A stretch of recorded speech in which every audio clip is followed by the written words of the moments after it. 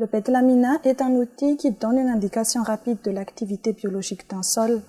Ce test a été introduit par Turner en 1990. C'est une méthode facile à mettre en application et qui permet le suivi des processus biotiques dans le sol à travers l'évaluation de l'activité d'alimentation de la faune du sol. Les outils nécessaires pour ce test sont des bandes en plastique pourvues de 16 trous.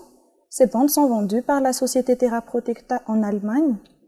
Des substrats composés de 70% de cellulose et de 30% de substrats organiques variés, résidus d'eucalyptus, de haricots, de blé.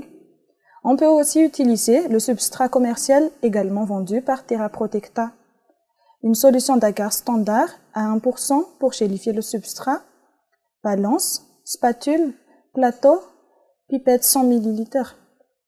Une étuve à 40 degrés C pour faire sécher les mélanges. On commence par préparer le substrat en mélangeant 0,7 g de cellulose et 0,3 g d'un substrat organique. Ici, on utilisera des feuilles d'eucalyptus en poudre, séchées et broyées à 100 micromètres. Ensuite, on prépare la solution d'agar en faisant chauffer l'agar à 120 degrés C durant 10 minutes. On ajoute alors 2 ml de cette solution avec le substrat organique. Il faut bien remuer pour s'assurer de l'homogénéité de la pâte. Une fois la pâte réalisée, on va remplir les trous des pétlamina.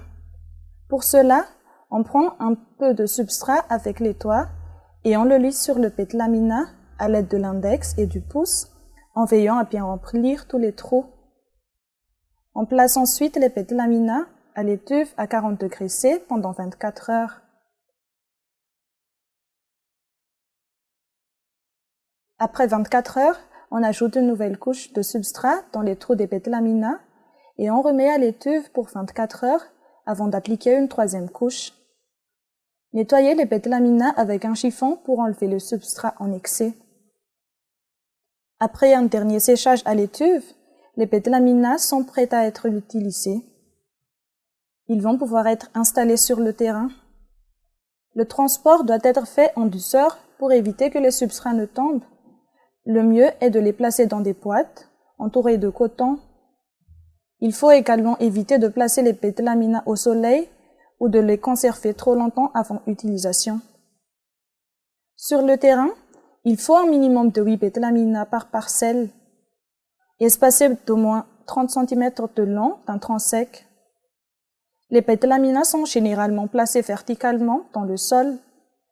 Pour les installer, il est recommandé d'utiliser un outil en métal ayant la même taille, la même épaisseur et la même forme que les pétlamina. On fait un pré-trou avec cet outil jusqu'à 15 cm de profondeur et on place le pétlamina en veillant à ne pas faire tomber le substrat. On fait la même action pour tous les pétlamina. Pensez à mettre 1 ou 2 pétlamina en supplément qui serviront à connaître l'état d'avancement de la consommation par la faune. Chaque semaine, ces pétlamina en extra seront retirés de façon à visualiser l'activité biologique. Quand on arrive à un taux de disparition visuelle d'environ 60 à 80%, cela signifie qu'on va pouvoir retirer tous les pétlamina de la parcelle. Ceci prend plusieurs semaines selon l'activité biologique du milieu étudié. Lorsque la décision est prise, on retire alors très doucement les pétlamina du sol en veillant à ne pas perdre les substrats. La lecture des résultats sur l'utilisation des pétlamina se fait immédiatement en évaluant visuellement le nombre de trous vides et de trous pleins. Si on veut affiner le résultat, on peut aussi compter les trous à moitié vides et utiliser une loupe binoculaire. Si c'est nécessaire, on peut enlever le sol adhérent délicatement avec un chiffon humide ou avec une pincette d'eau. On note alors les valeurs 1 pour un trou plein, 0,5 pour un trou à moitié vide et 0 pour un trou vide. On peut donc avoir comme résultat la contribution des organismes, la vitesse de la dégradation des matières organiques dans un sol donné, qui est en relation étroite avec l'activité biologique de la faune du sol. Le taux de décomposition du substrat correspond au pourcentage de disparition du substrat. Il est très important également de bien noter la durée de l'expérience. c'est-à-dire le temps pendant lequel les pétlamina sont restés enfoncés dans le sol. Une alternative à la méthode classique consiste à utiliser des substrats de qualité biochimique différente, par exemple des feuilles de blé, de haricots, d'acacia, et de suivre le taux de décomposition de chaque substrat. Dans une parcelle, il faut alors mettre 8 pétlamina pour chaque substrat. Il est intéressant de noter que dans ce cas, les substrats se décomposent à des vitesses plus ou moins différentes, ce qui indique une large fonctionnelle variée entre les situations écologiques.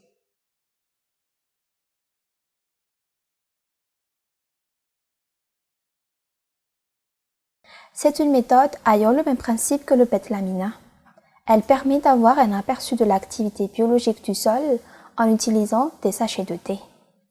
On utilise deux types de substrats. On pèse alors chacun des substrats pour connaître leur poids initial. Pour la mise en place sur le terrain, on choisit deux parcelles voisines. À l'aide d'une cuillère, on fait des trous et on enfouit dans chaque trou un substrat.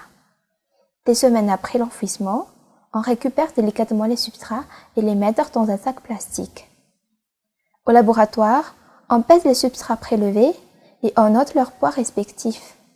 On peut évaluer ainsi la perte en éléments et la dégradation de la matière organique.